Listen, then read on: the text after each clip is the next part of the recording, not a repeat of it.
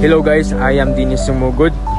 Study at Agusan del Sur State College of Agriculture and Technology, program of Bachelor of Science and Information Technology, BSIT 1C. This video is for educational purpose only. I hope nga daghang may ma-learn ani. Our topic for today is all about vertices and edges. Ug unsa na pud naton sa pag-relate and programming. What is vertices and edges? In a graph theory, vertices, also called nodes, and edges, also called links, are the fundamental components of graph.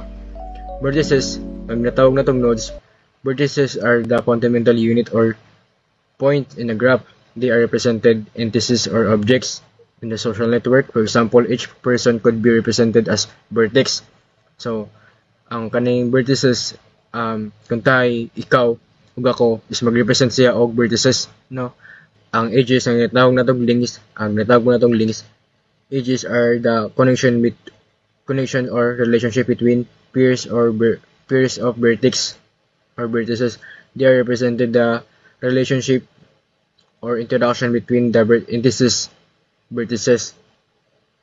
in social network, and edges might represented friendship between two people. So ang kani nga atong edges nga natawag na tong links is mo na sa atong connections or relationship sa object.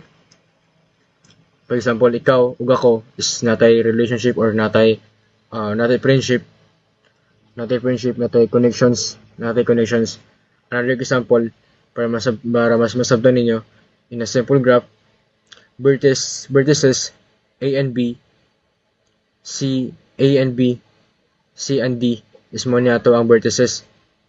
A and B, B and C and D is mo niya ang connections. Nasalay connections or nasalay relationship. But ang saan ni pag-relate in programming?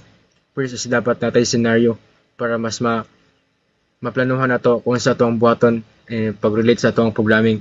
So dali ba ni ko ninyo. So muna tayo scenario. Friendship network. Imagine a small group of 3 people, vertices who are friends. So kaniyang 3 people mo na itong vertices, then nato ang friends is mo na ito ang edges. Mo ito ang edges.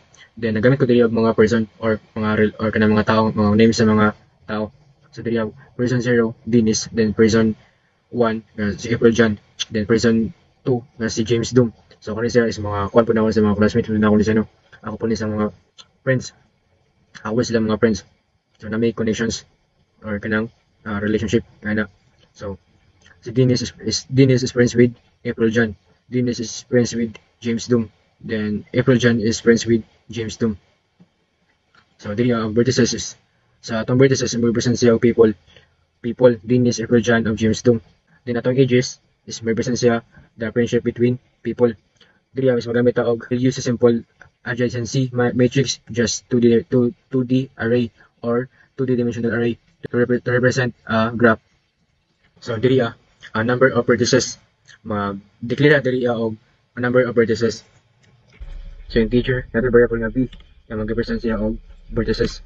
Yung atong value is 3.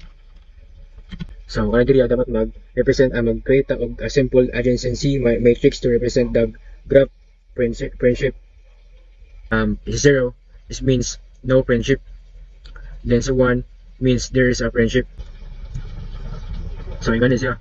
Na-declare ko diri og integer then variable nga array. Then natay sa atong square bracket is nasa sulod atong number nga 3 og 3. Then nag-initialize ta diri og 0 0 1 1 1 0 1 1 1 0. So kanang 0 is means no friendship, then 1 is means there is a friendship. Pero magamit ang for loop.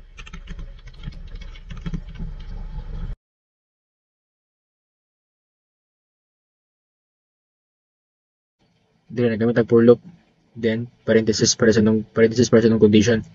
Sa sunod condition is na-declare ko diri og integer na nay variable nga i o equal kay 0. Then I less than kay p na value nga 3, then I plus plus. So diri ang unang variable niya is 0. So yung ma-display diri sa ato ang ipa-display nga person I is friends with, dapat yung ma-display diri is 0. So bago sa mag-plus, iya sa na display. So pag plus niya, mag plus 1 na siya, mag plus 1 na siya, sa itong value karon sa tuwang I is 1. So 1 ba is less than kay V nga na value nga 3.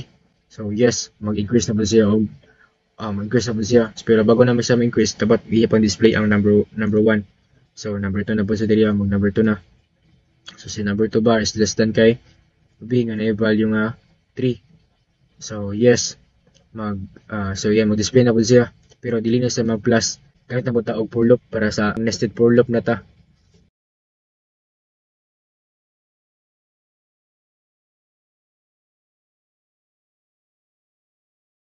So diri nagamit ko diri og if, then condition. Then sa sunod condition, gibutan na ako diri ang variable nga r nga array. Then sa sunod ito ang square bracket I of j equals kay 1. Diri is ma-display niya ang value ni j kada increase niya. So i-try nato sa baran. So mo na siya no person 0. So atong 0 na to or si Dennis. Then ato ang 1 is si April Jan. Then ato ang 2 is si James Doom. So sa person Dennis is friends with April Jan and James Doom. So then person number 1 nga si April Jan is friends with Dennis and James Doom. Then person number 2 nga si James Doom is friends with Dennis and April Jan. So ingani ato ang code no. Ang gi-relate nato ang vertices and edges in code. Hinaut nga sa iyang pagtanaw nga video is na may nasabtan or nakatunan og masulod sa inyong una-una or ma-apply niyo sa inyong kabulingon. So padayon lang. Thank you sa pagpaminaw.